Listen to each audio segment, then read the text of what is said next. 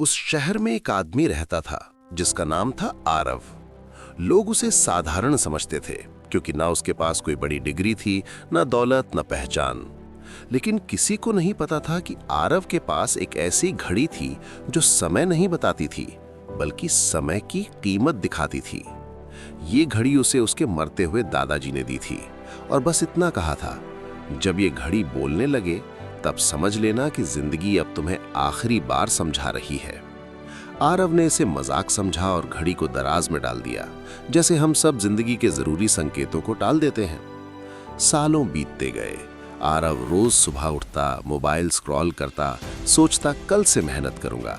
शाम को दोस्तों के साथ बेकार की बातें करता, रात को थका हुआ महसूस करता, लेकिन असल में उसने दिन भर कुछ किया ही नहीं होता। एक दिन अचानक उस घड़ी ने टिक टिक करना शुरू किया, लेकिन ये टिक टिक सामान्य नहीं थी।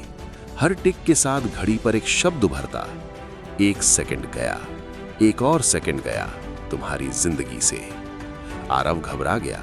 उसने घड़ी उतारकर फेंकनी चाही, लेकिन घड़ी फिर उसकी कलाई पर आ गई। फिर अचानक समय रुक गया। सड़क पर गाड़ियां जमी हुई थीं, हवा थमी हुई थी, लोग पत्थर की मूर्तियों जैसे खड़े थे और सामने एक बूढ़ा आदमी प्रकट हुआ जिसकी आंखों में सदियों का अनुभव था। उसने कहा, मैं समय हूं और आज मैं तुम्हें वो दिखाने आया हूं जो हर इंसान मरने से एक पल पहले देखता है। अगले ही पल आरव खुद को एक अजीब गलियारे में खड़ा पाता है, जहां दीवारों पर उसकी जिंदगी के पल चल रहे थे। लेकिन अजीब बात यह थी कि ये सफलताएं नहीं थीं, बल्कि वो पल थे जहां उसने समय बर्बाद किया था। सुबह देर तक सोना, बिना मतलब रील्स देखना, काम को टालना, डर के कारण मौके छोड़ देना। हर दीवार पर लिखा था, ये पल वापस नहीं आएगा। आरव चिल्लाया, ये तो छोटी छोटी बातें हैं। समय मुस्कुराया और बोला, जिंदगी छोटी नहीं होती, उसे छोटा तुम बनाते हो। फिर समय उसे एक और दरवाजे पर ले गया, जहां आरव ने खुद को 60 साल का देखा। झुकी कमर, खाली आंखें और दीवार पर एक कागज टंगा था जिस पर लिखा था, काश मैंने तब शुरू किया होता। बूढ़े आरव ने युवा आरव की तरफ देखा और कहा, मैं तुम्हारा भविष्य हूं। मैं वो इंसान हूं जिसने हर दिन कहा, कल। ये सुनते ही आरव टूट गया। उसने घुटनों पर बैठकर रोते हुए कहा, मुझे एक मौका और दो। समय ने कहा, हर सुबह तुम्हें मौका मिलता है, लेकिन तुम उसे मार देते हो। तभी घड़ी फिर जोर से बोली, हर सेकंड एक ईंट है, या तो तुम उससे अपना महल बनाओ या अपनी कब्र। समय ने आरव को आखिरी दृश्य दिखाया, उसकी मौत का दिन, जहां लोग कह रहे थे, अच्छा इंसान था लेकिन कुछ खास नहीं किया। ये वाक्य किसी हथौड़े की तरह आरव के सीने पर लगा। अचानक सब कुछ गायब हो गया।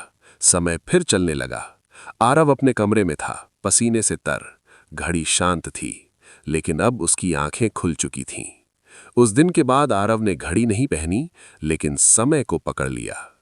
वो सुबह उठता तो मोबाइल नहीं, अपने लक्ष्य को छूता। हर दिन खुद से पूछता, अगर आज आखिरी दिन होता तो क्या मैं ये करता। उसने धीरे धीरे अपनी आदतें बदली। लोग हंसे, बोले, इतनी मेहनत क्यों? आरव बस मुस्कुराता, क्योंकि वो जानता था कि समय हंसी नहीं करता। सालों बाद वही लोग आरव को मंच पर देख रहे थे, सफल, संतुष्ट और शांत।